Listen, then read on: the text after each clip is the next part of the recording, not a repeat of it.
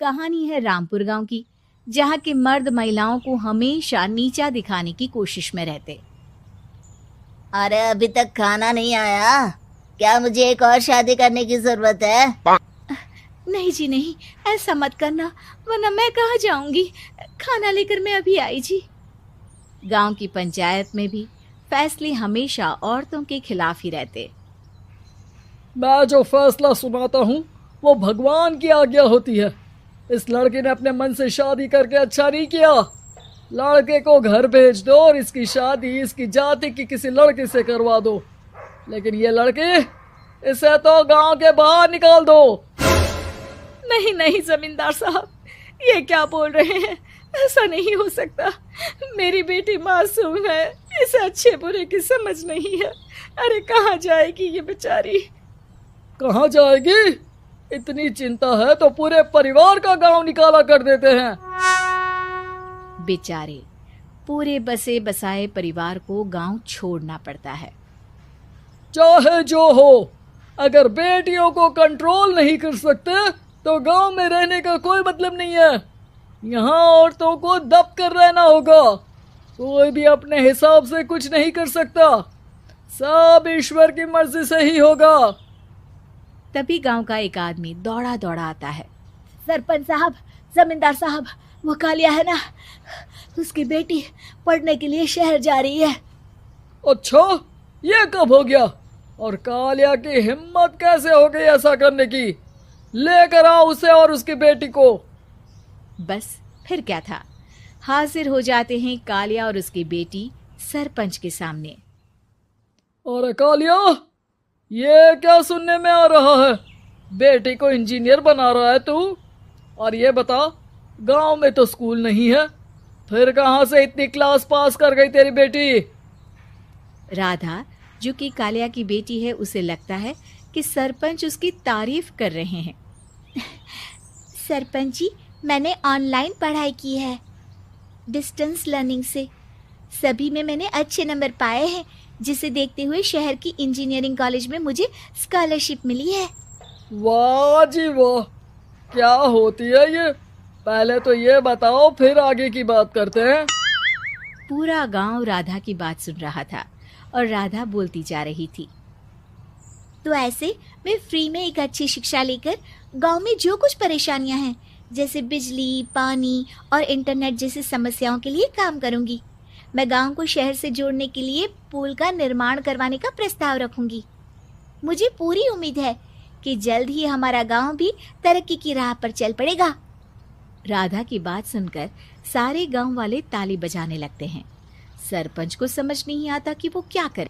चुप रह नादान लड़की, गांव के खिलाफ जाने के लिए तुझे गांव से बेदखल कर दिया जाएगा, वो भी पूरे परिवार के साथ। और हाँ, अगर ठीक से गांव में रहना चाहती है तो ये पढ़ाई लिखाई छोड़ दे। हम तेरे लिए गांव का कोई होनहार लड़का देखेंगे। तभी गांव का एक आदमी बोल पड़ता है। अरे नहीं नहीं सरपंच जी, राधा बिटिया जो बता रही है, अगर वैसा हो जाए तो हम लोगों को पैसा कमाने के लिए बाहर नहीं जाना पड़ेगा। हाँ जी, और ना ही कोसों दूर पानी के लिए भटकना पड़ेगा। हमारे बच्चे भी अच्छी पढ़ाई कर सकेंगे और आगे बढ़ेंगे, ना कि हमारी तरह खेती करते बैठेंगे। क्यों गांव वालों, राधा बिटिया का साथ देना चाहिए ना। सरपंच देखता है कि गांव राधा के साथ है तो वो चुप हो जाता है। वो घर आकर अपने सलाहकार से बात करता है, जो बहुत ही चालाक किस्म का इंसान होता है। अरे सरपंच साहब, आपको बहुत ही होशियारी से काम लेना पड़ेगा। एक बार गांव तरक्की कर गया, यहाँ के बालक पढ़ लिए तो कोई ना पूछेगा आपको। और फिर ये जो बेटा और बेटी है ना आपके, इनको भी आम लोगों की तरह ही जीवन जीना होगा। हाँ, लेकिन करे तो क्या करे? वो ना आप मुझ पर छोड़ दीजिए, बस मैं जैसा बोलूं करते जाइए। अगले रोज सुबह जब गांव वाले सोकर उठते हैं तो राधा के घर के बाहर और साथ ही वो लोग जिन्होंने राधा का सपोर्ट किया था, उनके घर के आगे लाल रंग से कल आऊंगी लिखा होता है। कल आऊंगी, यह क्या होता है? अरे यह तो खून से लिखा है, लगता है कोई भूत प्रेत या चुड़ैल का साया है। चलो सरपंच जी के पास चलते हैं। सभी सरपंच के पास जाकर उसे सारी बात बताते हैं। अरे ये तो बड़ी मुश्किल की बात है। चलो मैं एक बाबा को जानता हूँ, उन्हें बुला लेता हूँ। सरपंच बाबा को लेकर गांव के घर के बाहर जाता है। ओहो, तो ये वो चुड़ैल है जो उन लोगों को निशाना बनाते हैं जो गांव को बदलने का सपना देखते हैं। वो गांव को ऐसे ही संपन्न देखना चाहती है। वो नहीं चाहती कि कोई बाहरी यहाँ का कायाकल्प करे। क्या तुम लोगों में से किसी ने गांव को बदलने की सोच रखी है? तभी राधा की माँ रोते रोते आती है। मेरी राधा घर से गायब हो गई है। अरे कोई तो बचाओ, मेरी बच्ची कहाँ गई?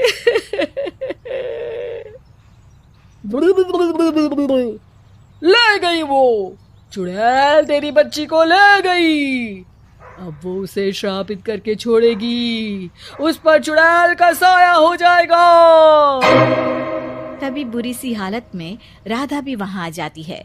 उसके बाल चुड़ैल की तरह फैले होते हैं और कपड़ों में खून लगा होता है। सभी राधा को देखकर डर जाते हैं। माँ, पता नहीं मुझे कौन उठा कर ले गया था।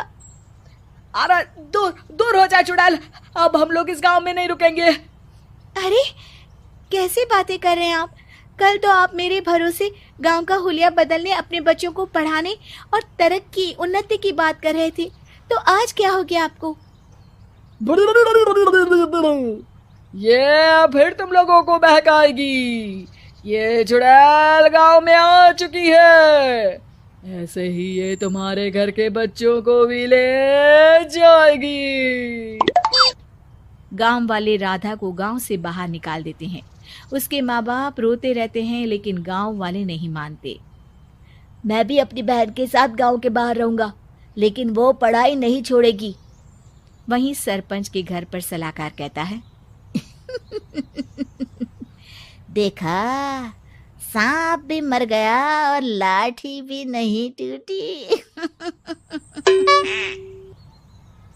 लेकिन अगले ही दिन सरपंच के घर के बाहर भी वही शब्द लिखे होते हैं और फिर सरपंच की बीवी कहती है, हमारी बेटी को किसी ने अगवा कर लिया है।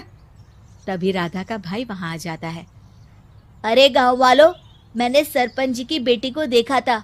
वो चुड़ैल उसे उठाकर ले जा रही थी। अरे क्या मजाक कर रहे हो? नहीं नहीं सरपंच जी, आप नहीं जानते। वो चुड़ैल अब आपकी बेटी में आ जाएगी, जैसे राधा के अंदर आ गई थी। तभी सरपंच की बेटी वैसी ही हालत में वहां आती है जैसे राधा आई थी।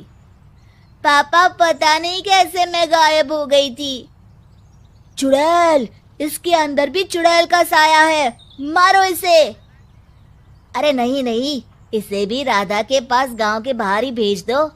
अरे चुप रहो, मेरी बेटी कहीं नहीं जाएगी और चुड़ैल बुड़ैल कुछ नहीं होता है। अरे कैसे बात कर रहे हो सरपंच जी? आप तो बोल रहे थे कि आपका फैसला भगवान का ज्ञान होता है, तो अपने पर बात आई तो अब आप ऐसे बोल रहे हैं। अरे ना ना ना, आपको अपनी बेटी को त्यागना ही होगा। अरे बुलाओ बाबा को। राधा का भाई बाबा को ले आता है, जिसे अब गांव वालों के डर के कारण सच बोलना पड़ता है।